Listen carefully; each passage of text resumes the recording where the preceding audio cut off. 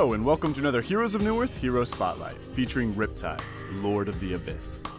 Riptide has emerged from the primordial deep of the inner sea, and he carries with him the enormous power of the cold black tides that once covered Newerth. If Riptide gets his way, we'll all be swimming in Lake Caldavar.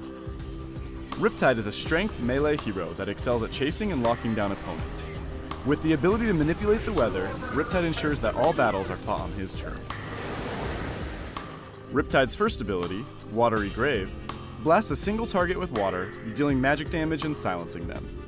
If the enemy is on water, they take additional damage and get silenced for a second longer.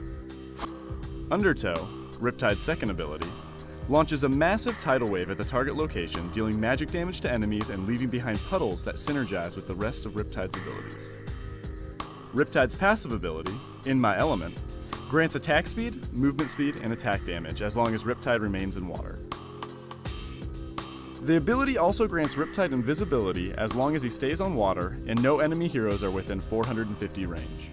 In My Element is active while Riptide is in the river, so he should be laned mid whenever possible.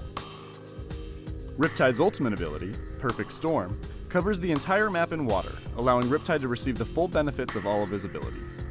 All of the puddles created by Undertow now become deep puddles, and any enemies inside them are slowed.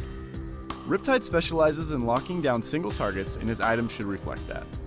Riptide should start with the standard melee mid items, which are Hatchet, Iron Buckler, and Blightstone. Once you have 600 gold, you should immediately pick up a bottle and take advantage of his passive for rune control. In the laning phase, I pick up Ghost Marchers and Insanitarius. My core items are Elder Parasite, Brutalizer, and Shrunken Head. My late game luxury items are Dawnbringer, Symbol of Rage, Daemonic Breastplate, and Jinjuro. When playing Riptide mid, I save my skill point until I am in the lane and I can analyze my opponents. If I sense an early gank or see a potential kill opportunity, I will get Watery Grave, but otherwise I will get my passive to help me last hit and control the lane. If I am playing in a dual lane with the potential to get kills, I will always max my Q first. If I am filling more of a carry role and needs a farm, I will always max my E first. Both builds only require 1 point in Undertow, which will be used primarily to get the additional damage and silence from Watery Grave. Although Riptide is most effective in the middle lane, proper use of his abilities can make him deadly anywhere. In this example, Glacius catches the Suicide Hag, allowing Riptide to hit him with an Undertow, making his Watery Grave more effective. The increased silence eliminated any opportunity for escape and allowed Riptide to pick up an easy kill.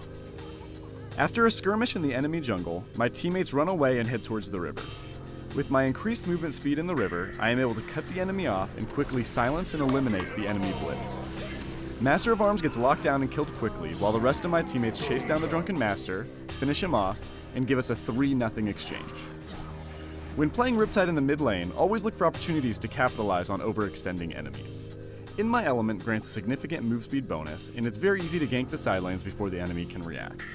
I catch bubbles overextending in the top lane, and activate my ultimate to gain the full silence duration and damage increase on Watery Grave. With no chance of escape, Bushwhack picks up the kill and gains control of the lane. Seeing the enemy team starting to push, I head bottom, picking up an Invis rune on the way.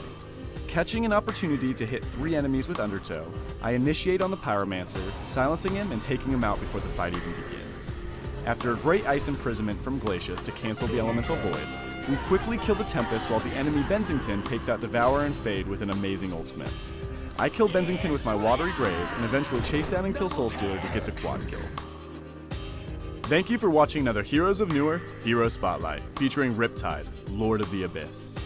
Riptide crashes into the shores of Newerth on April 9th, along with Toxin, the debut avatar, and Waterfest, the premium avatar.